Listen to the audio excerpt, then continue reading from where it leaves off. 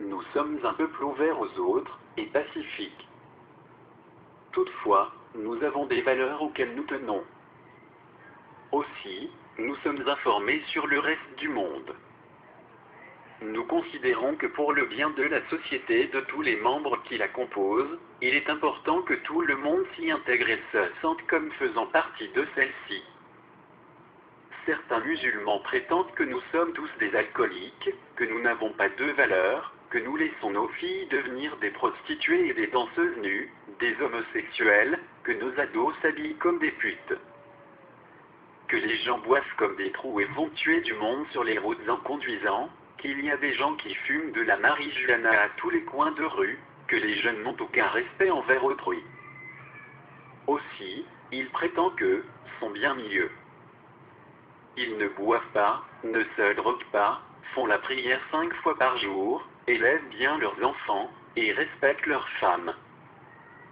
Nous sommes noirs, ils sont blancs. Nous sommes sales, ils sont propres. Nous sommes ignorants et ils sont instruits. Ça suffit. Nous, Québécois, savons ce que les mouvements islamistes veulent. Ils veulent faire le djihad, la guerre sainte. Djihad est un terme arabe signifiant exercer une force, s'efforcer ou tâcher. Dans le Coran, on retrouve l'expression al-jihad en fusil comme, lutter avec votre âme, ou encore l'expression al-jihad et sablal, faites un effort dans le chemin de Dieu. Le concept de djihad a constamment évolué. Ce qui empêche toute définition figée au profit de la recherche d'interprétations successives, souvent concurrentes parmi les sphères intellectuelles musulmanes. L'islam compte 4 types de djihad, par le cœur, par la langue, par la main et par l'épée. Le djihad par le cœur invite les musulmans à combattre afin de s'améliorer ou d'améliorer la société. De nombreux savants musulmans interprètent le djihad comme une lutte dans un sens spirituel. Une minorité de savants sunnites le considèrent comme le 6e pilier de l'islam, quoique le djihad n'en ait pas le statut officiel. Dans le chiisme du Haut-Décimain, il est considéré comme une des 10 pratiques religieuses du culte. Le plus connu des sens du djihad est le djihad par l'épée. Il a servi d'argument à différents groupes musulmans à travers l'histoire pour légitimer leur guerre contre des musulmans ou contre des mécréants non-croyants. Nous avons aussi entendu parler de la taqiyya. Sous sa forme la plus connue, la taqiyya est une pratique qui consiste à dissimuler son appartenance à un groupe religieux et à pratiquer en secret sa religion dans le but spécifique d'échapper à des persécutions. La dissimulation peut être passive, en se cachant, ou aller jusqu'au stade actif, allant jusqu'à feindre les mœurs et coutumes religieuses des adversaires quand la vie est menacée de façon non équivoque ou quand la torture est utilisée comme moyen de persécution. De plus, le Coran interdit aux musulmans d'être l'instrument de leur propre mort. Prenant ceci comme base, certains juristes ont décrété que mentir pour se protéger du danger de la mort est un devoir religieux. En se prévalant de ces versets et décrets, la taqiyya est devenue un comportement historiquement adopté dans les minorités musulmanes, réprimé. Nous avons aussi appris que le port du voile n'est pas une obligation mais une obligation d'une certaine façon. Ce voile est supposé être une démonstration de la modestie et du respect que la femme porte envers l'homme qu'elle mariera. Le peuple québécois considère la femme égale à l'homme. Or, au Québec, dans la communauté dans laquelle vous évoluez, le voile est un symbole considéré par plusieurs, à tout le moins, décalé des valeurs consensuelles sociales modernes. Les Québécois n'ont pas toujours été le peuple que vous fréquentez aujourd'hui. Il n'y a pas si longtemps, c'était un peuple catholique pratiquant. Or, dans les années 60, la société québécoise a choisi de se départir des dogmes religieux. Les Québécois ont, du même coup, cessé d'être terrorisés par les notions de diable, d'enfer, et autres épouvantails brandis par les curés, échappant ainsi à des manipulations sociales et politiques qui les avaient souvent desservis. Ils ont abandonné les églises. massivement. Pas de violence, pas de tuerie, pas de bain de sang. Ils ont simplement cessé de les fréquenter, sans même qu'il y ait eu concertation. Ce n'était même pas l'ère des réseaux sociaux. Personne n'a tweeté dimanche, on ne va plus à l'église. Ça s'est fait tout seul, de façon toute naturelle. Si vous étudiez en sociologie, vous êtes en mesure d'apprécier la rareté d'un phénomène aussi remarquable dans l'histoire. Nous ne croyons pas que ce mouvement de masse s'explique parce que la religion pratiquée par les Québécois était pire que les autres religions. Vous conviendrez, nous espérons, qu'il se trouve dans toutes les religions, et la vôtre ne fait pas exception, l'équivalent d'un au bon curé.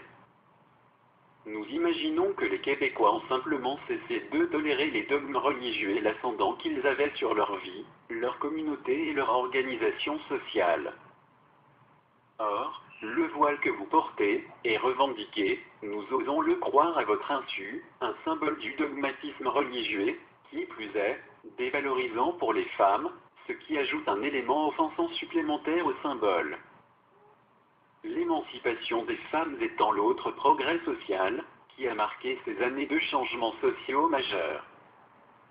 Il faut en être conscient, en portant le voile, vous choisissez, contre votre gré sûrement, d'arborer un symbole dissonant et passéiste pour la communauté qui vous accueille. Dès lors, nous pensons qu'il vous faut assumer les regards désapprobateurs, quand il y en a, vous savez, la plupart des Québécois préféreront réprimer ces regards. Par gentillesse, parce qu'ils ne sont pas violents, par politesse, par acceptation de l'autre. Et oui, ce pays est formidable. Vous avez toute la liberté du monde de vous vêtir comme bon vous semble, et même d'arborer des symboles allant à l'encontre de cette notion de liberté elle-même. Il est possible cependant que quelques personnes, plus sensibles que d'autres, vous lancent des regards réprobateurs. Vous n'allez pas leur demander d'applaudir. Ces personnes ne désirent pas le retour à ces dogmes qui ont servi à contrôler leur destin et restreint leur émancipation pendant des années. Cette liberté, que vous appréciez tant, est le fruit de cette émancipation. Utiliser cette liberté pour porter un symbole qui la méprise peu, c'est possible paraître arrogant aux yeux de certains. Nous savons bien que ce n'est pas, pour vous, ce que votre voile veut dire.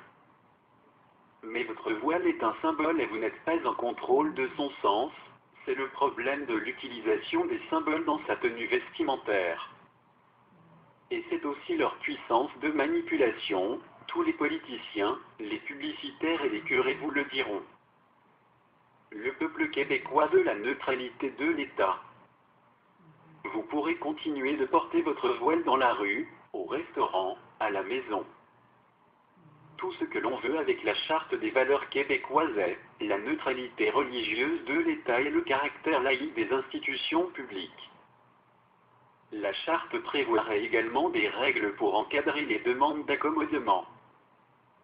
Nous proposons d'interdire le port de signes religieux facilement visibles et ayant un caractère démonstratif pour le personnel de l'État dans l'exercice de ses fonctions.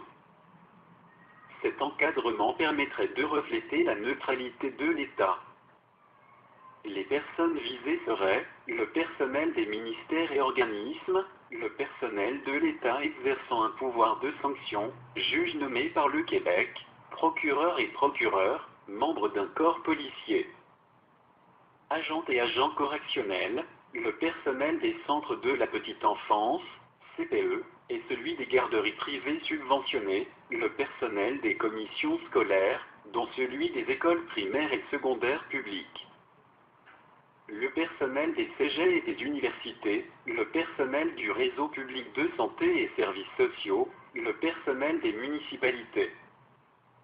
Nous proposons que les services de l'État soient donnés et reçus à visage découvert.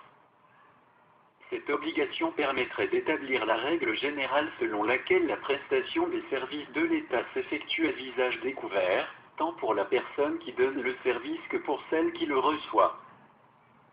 Nous proposons que tous les ministères et les organismes de l'État se dotent d'une politique de mise en œuvre pour assurer leur neutralité religieuse et pour gérer les demandes d'accommodement religieux. Voilà ce que les